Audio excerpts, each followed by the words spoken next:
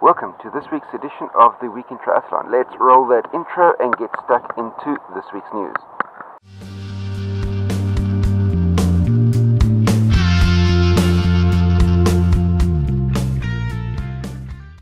XTERRA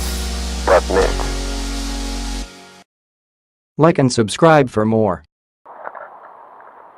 It's great to be back outside recording a little bit of the Week in Triathlon, but forgive any wind noise that might be coming through on the camera at the moment, because that's been the main reason why the last couple of episodes have been all recorded indoors. It's not because of a lack of sunshine here in Spain, but because this being the wind months of the year, we're getting way too much wind noise into this camera microphone to be able to do much with it. Let's have a quick look at the top stories making this week's news. We've got Frederick Van Lierde getting beaten unconscious in South Africa in his build-up to the Ironman African Championships. We've got the XTERRA European Tour that's about to launch. We've got the spate of high-profile pregnancies within the world of triathlon, and then I'm going to be finishing off with my personal rant about the furore that's happening after the Super League Triathlon was put on last weekend. So let's get stuck into all of those stories in a little bit more detail. First story making the news is that of Frederick Van Lierde. The good news is that he's been checked out of hospital without any serious injuries, but we'll have to wait and see how the week progresses to see if there are any serious side effects from the concussion he sustained. He was out on a training run in Port Elizabeth, South Africa, in preparation for the Ironman African Championships happening in just 1 week time, when he was accosted by a group of teenagers who beat him unconscious with a stick. And the only thing that they were after was his iPhone 7. And as somebody who has spent over 40 years living in South Africa out as an athlete training, Frederick Van Lierde can be lucky that he got away with just simply being beaten unconscious for his cell phone. Way worse has happened to way more people for something as simple as a mobile phone.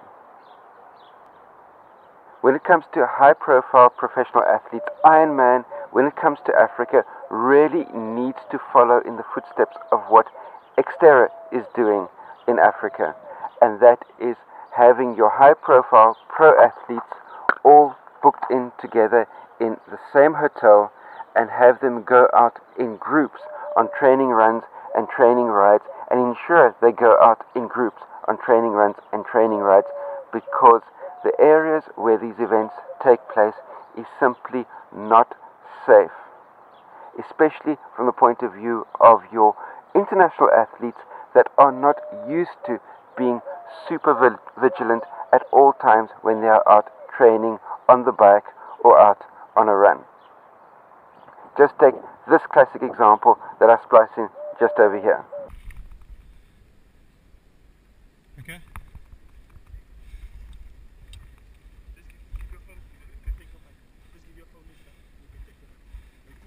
Okay. That's all I got on me. I promise.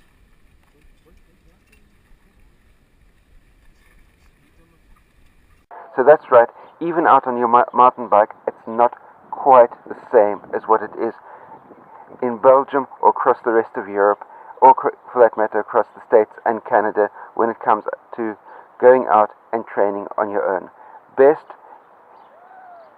when you are out training and practicing before a major event like the Ironman African Championships, go out in groups of 4 or 5 for your own personal security and safety. That's my take on the matter there. Next up is XTERRA. The XTERRA European Tour kicks off next weekend on Sunday the 2nd of April with XTERRA Malta. I'll post a link down below with the where you can find the full list of all the XTERRA European Tour events that will be taking place. Next up is the interesting occurrence of a number of high-profile triathlon pregnancies that have been announced over the course of the past couple of weeks. Remember, a couple of weeks ago I mentioned that Gwen Jorgensen was going to be expecting her first baby in the month of August this year. Well, it transpires that Nicola Spirik is expecting her second in the month of August this year, and just a couple of days ago was the announcement that Mirinda Carfrae, Rennie, is expecting her first baby in the month of August this year.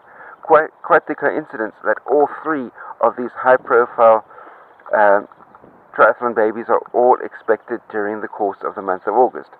So we wish all these ladies everything of the best and healthy and strong and fit babies.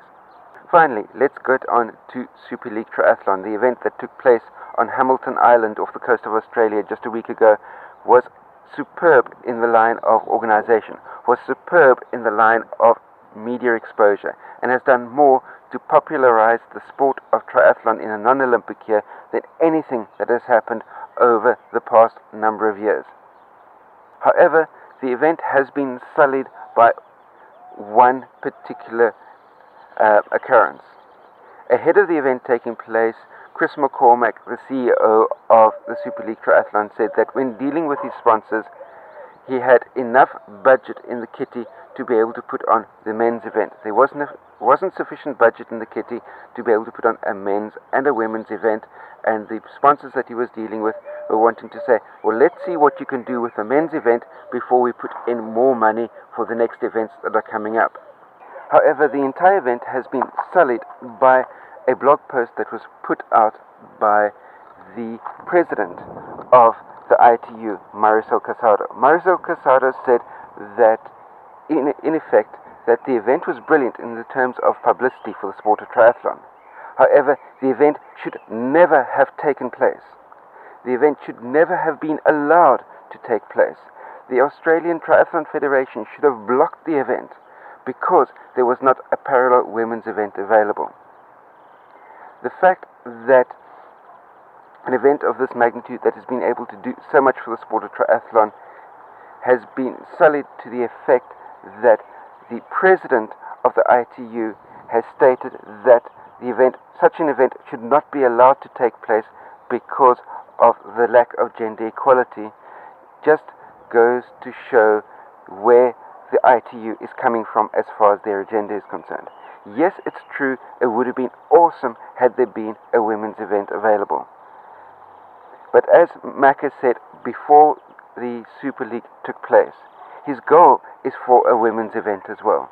However, his sponsors were wanting to see what he could do with a men's standalone event and up the budget for future events if he's able to generate sufficient publicity, which he has managed to do.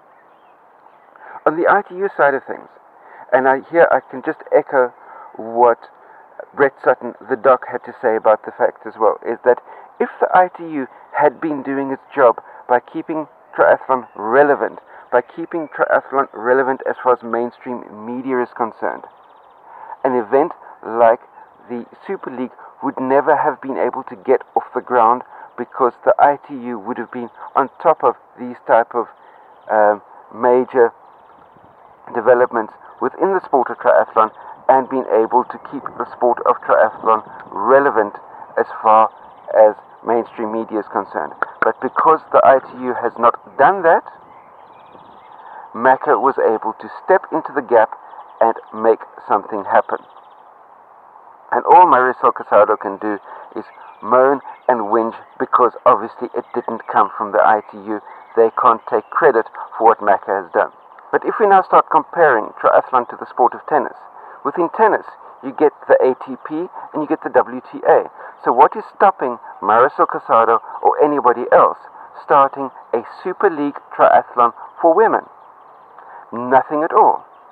But instead of doing that, we rather whinge and complain about what has been done to be able to promote the sport of triathlon in its entirety across the planet on mainstream media. Instead, what does the ITU do under the leadership of Marisol Casado? Each and every single year have fabulous meetings in wonderful hotels in exotic locations across the planet where the main item on the agenda at each meeting is which exotic location will be hosting the next meeting that they have. instead of getting stuck into the nitty-gritty of how to make the sport of triathlon relevant in terms of media exposure to be able to grow and develop the sport as much as is possible. And what's more, if you look at how the sport of triathlon has stagnated over the last number of years, you have to remember that Marisol Casado has been the president of the ITU for the past 10 years. And in addition to that, she's also just been elected to a third consecutive 5-year term as president of the ITU. In fact, the ITU's constitution had to be amended to be able to make it possible for her to be sworn in as president of the ITU for a third consecutive 5-year term, because the existing constitution of the ITU made it prohibited a president from serving more than 2 terms as president. But yet for Marisol Casado, the constitution of the ITU was changed so that she could take up a third consecutive term. So with that in mind, as far as the sport of triathlon, short course triathlon, having stagnated over the past years, and Marisol Casado has been the president of the ITU for the past 10 years and will be president for the next 5. I can close with one special message directly from the Week in Triathlon to Marisol Casado, the president of the ITU, and that message is as follows: Have tu trabajo. And with that, we come to the end of this week's edition of the Week in Triathlon. Be sure to post your comments, questions, criticisms in the comment section down below. Don't forget to give this video a thumbs up, share it out amongst your friends. If you're new to my channel, hit the subscribe button that's down there to stay up to date with content that comes out every single day of the week. And last but by no means least, until the two of us meet again, stay carved up for the win. I'll see you next time. Cheers.